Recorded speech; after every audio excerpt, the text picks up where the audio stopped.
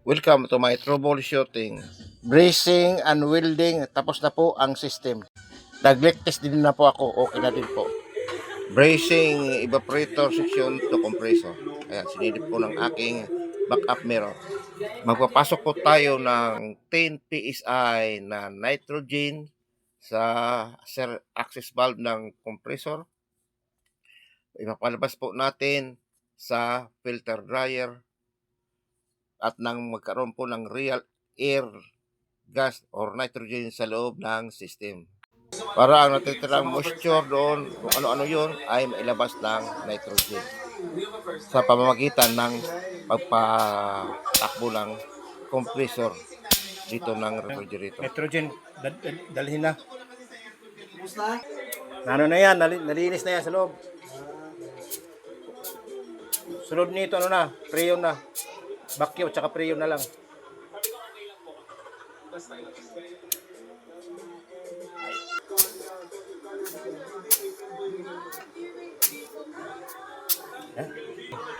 After releasing of nitrogen, ang isusunod na naman natin ay ang R600 Freon. Ipapasok natin sa system. Pang hangover lang po yan, hindi pa natin pagaganahin. Paalala po sa mga viewer, dalawang beses po ako naglagay ng Freon pang hangover at dalawang beses din po ako nag-vacuum at last po ang self-vacuuming. Bago po ako pinch of flare or pag-lock sa filter dryer, high side or liquid side. Hindi po natin maitatayo yung canister ng R600, palagi po natutumba kasi sa na-off balance po siya. Kaya ang ginawa ko ay kumuha ko ng isang tabo at lagyan ko ng kalating tubig at saka inilagay ko yung R600 canister para masalod po at hindi matumba.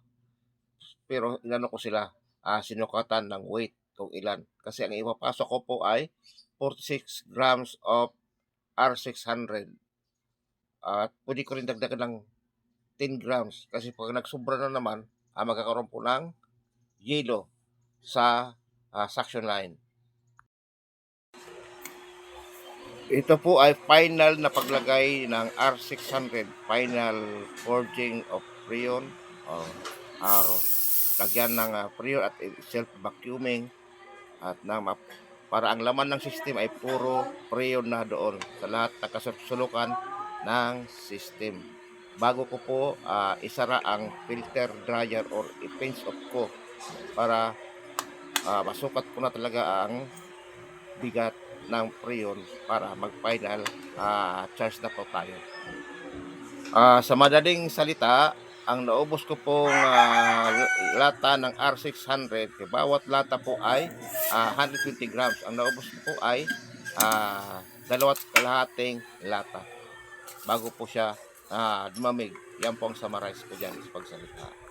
After po na pagkarga ng Freon at nakatakbo po ang compressor ng refrigerator, mga 2 minutes o 3 minutes circulation ng system ng Freon. Pagkatapos ay binuksan ko po ang filter dryer output para ma-release yung Freon sa loob. Pagkatapos po ng vacuuming ng Freon o releasing Freon ay mag-ano naman po tayo, vacuuming ng isang ng unit. Ayan po, nabakin na po sa loob, wala na pong Freon sa loob. Next ay magkakarga ulit tayo ng Freon as a final na po ito. Sukatin po natin ang bigat ng Freon canister, ang bigat ng water tub na may tubig, dahil ang ipapakawala ko lang pagkarga ay ang 46 grams o hindi kaya 50 grams na Freon. Isulat po natin ang grams na ibabawas dito.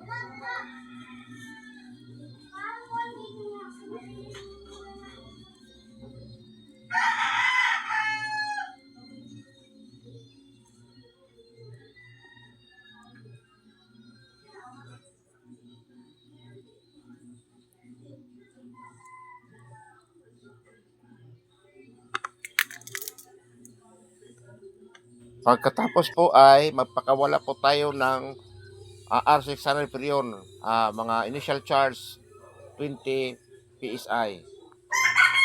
Paalala po, ito po ay final na po ito. Pumasok na po ang Freon sa Dati system. pira, At yung starting inipino. current niya ay 0.19 ampere. Nagsisimula na po siya, nasa low speed pa lang ang compressor.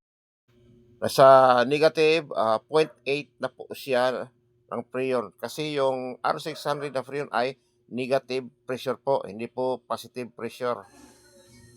Sa negative 0.8 pressure yung pula ay naka 0.9 ampere na po sa monitoring current ng clamp meter. IPM LED monitor ay naka-read na po siya, means ang compressor ay tumatakbo. Nilagyan ko ng temperature scale ang freezer at ang chiller. Bumibirit na po ang inverter compressor, yung nirepair kong compressor. Tingnan natin ang temperature heat ng compressor. Yan, umabot po siya sa 62 degrees Celsius.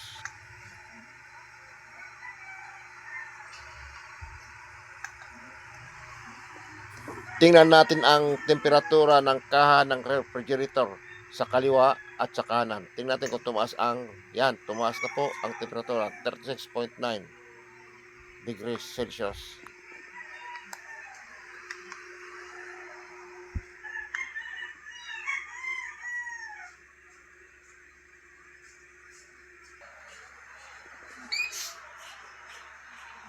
.89 ampere na po ang current. More than 1 hour pa lang ay negative 5 degrees Celsius na po sa freezer. Malamig na po. Sa chiller naman ay 8 degrees Celsius.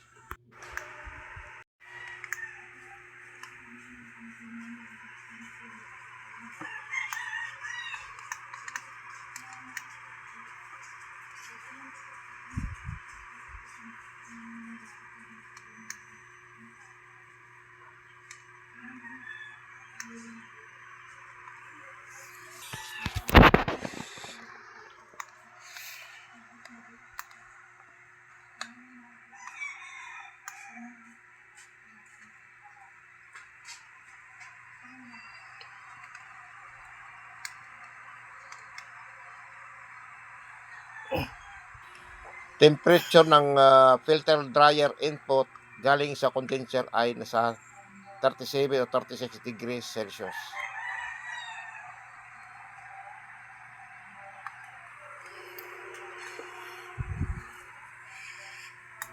Sa suction naman, sa gas inlet ng compressor ay 28 or 27 degrees Celsius.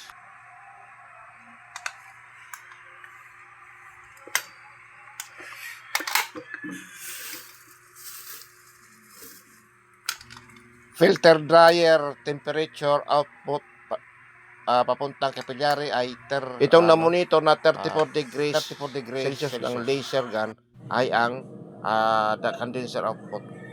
Negative 6 degrees Celsius na po ang pressure. May problema po pag malamig na po, pag nakarating na po sa 8 degrees Celsius, kusang huminto si compressor. Minsan naman pag naka-reach ng negative 10, nagbi-blink po ang LED monitor. 2 blinks po. Minsan mag-auto defrost ang refrigerator. Yung negative 6 degrees Celsius sa freezer, pag auto defrost, babalik siya sa 10 degrees Celsius bago mag-start.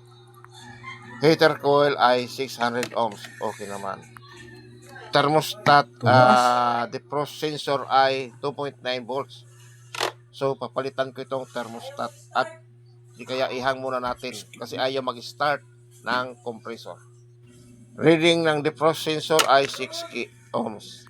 Signal voltage niya ay 2.6 volts. Try ko ihang ang defrost sensor kung mag-start dahil malamig na po. Nakapara po ang compressors, naka-off. Dapat low speed. Something wrong o may problema po. Pinalitan ko po ang defrost sensor ng freezer, yung 5K ay pinalitan ko ng aking spare na galing sa ibang Samsung sensor ng refrigerator. Nag-start na po uli ang compressor.